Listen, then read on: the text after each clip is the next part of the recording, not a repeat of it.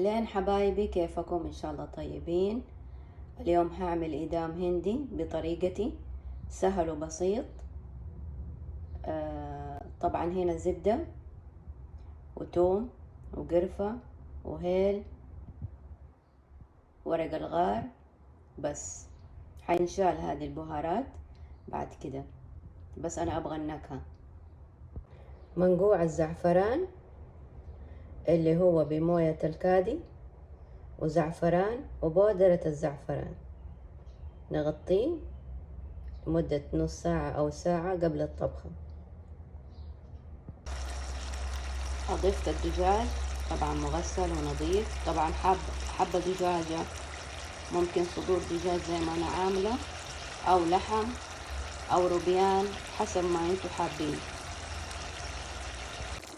أضفت هنا صلصة وبهار الكاري وبصل قد محمر من أول وحطيته، وأضفت عليه الملح، وحضيف آخر حاجة الزعفران اللي أنا نقعته. هنضيف الزعفران اللي سويناه، هنضيف عليه شوية موية حارة، هنغطيه لمدة 5 دقايق أو 10 دقايق على نار هادية جدا. كده صار بعد 10 دقايق، شايفين كيف؟ حبدأ دحين أغرفه. ما شاء الله تبارك الرحمن، بالهنا والعافية علينا وعليكم. أهلين حبايبي، كيفكم؟ إن شاء الله طيبين. اليوم هعمل إدام هندي بطريقتي، سهل وبسيط. طبعا هنا زبدة وتوم وقرفة وهيل ورق الغار، بس حينشال هذه البهارات بعد كده، بس أنا أبغى النكهة. منقوع الزعفران اللي هو بموية الكادي، وزعفران وبودرة الزعفران، نغطيه لمدة نص ساعة أو ساعة قبل الطبخة. أضفت الدجاج طبعا مغسل ونظيف، طبعا حبة دجاجة، ممكن صدور دجاج زي ما أنا عاملة، أو لحم أو روبيان حسب ما انتوا حابين. أضفت هنا صلصة وبهار الكاري وبصل قد محمر من أول وحطيته، وأضفت عليه الملح، وحضيف آخر حاجة الزعفران اللي أنا نقعته.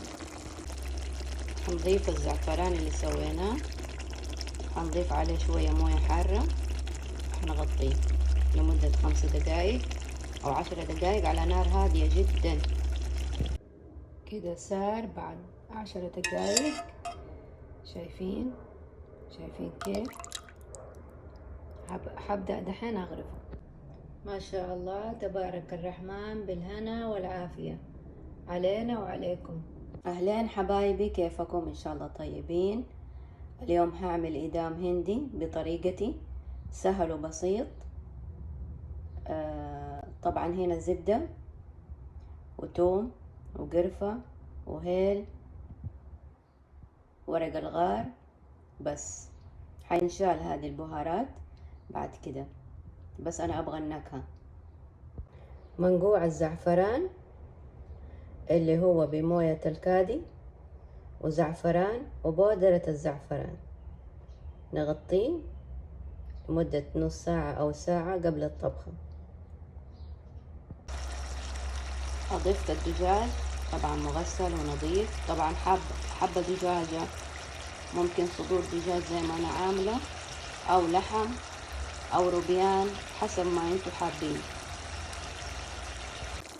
أضفت هنا صلصة وبهار الكاري وبصل قد محمر من أول وحطيته، وأضفت عليه الملح، وحضيف آخر حاجة الزعفران اللي أنا نقعته.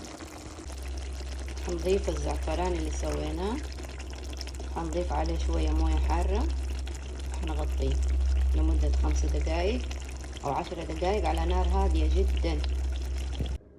كده صار بعد 10 دقايق، شايفين كيف؟ حبدأ دحين أغرفه. ما شاء الله تبارك الرحمن بالهنا والعافية علينا وعليكم.